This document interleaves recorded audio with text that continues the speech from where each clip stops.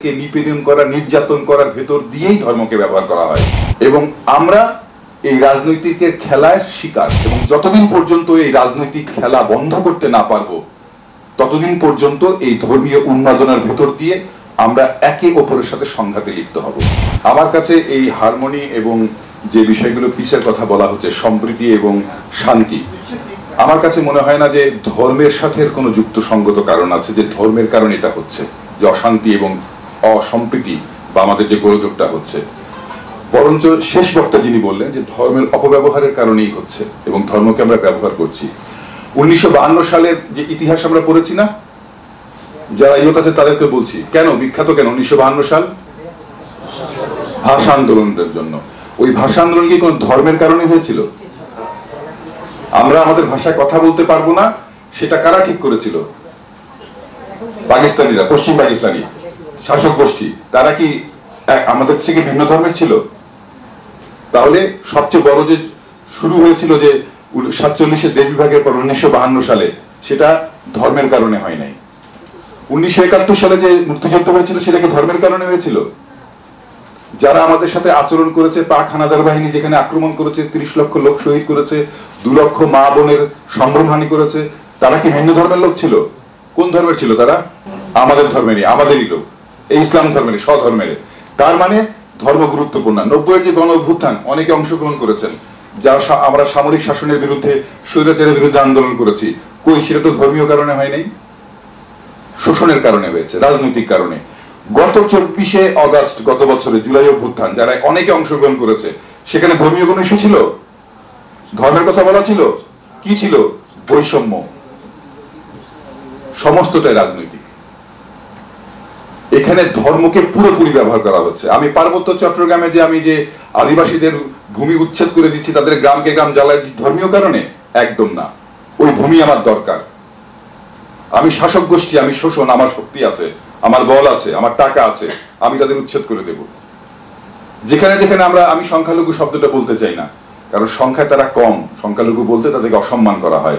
সংখ্যায় যারা কম তাদেরকে, তাদের বিরুদ্ধে নিপীড়ন, তাদেরকে ওইখান থেকে উৎখাত করা, তাদের ভূমি, তাদের ব্যবসা, তাদেরকে নিপীড়ন করা, নির্যাতন করার ভেতর দিয়েই ধর্মকে ব্যবহার করা হয়। কারণ বাংলাদেশের মতো জায়গায় এরকম সম্প্রীতির জায়গা খুব কম আছে।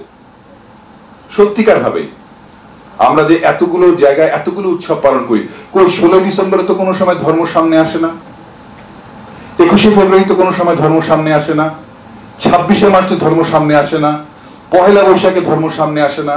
তাহলে কোথায় অসম্প্রীতি? পুরোটাই রাজনৈতিক। এবং আমরা এই রাজনৈতিকের খেলায় শিকার। আমাদেরকে মেরিয়ে দেওয়া হয়।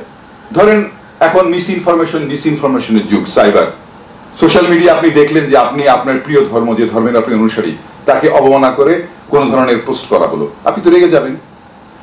এইটা ব্যবহার করে আরেকটা এলাকার লোকদেরকে, আরেকটা ধর্মের লোককে, তাদের বিরুদ্ধে নির্যাতন চালানো হচ্ছে।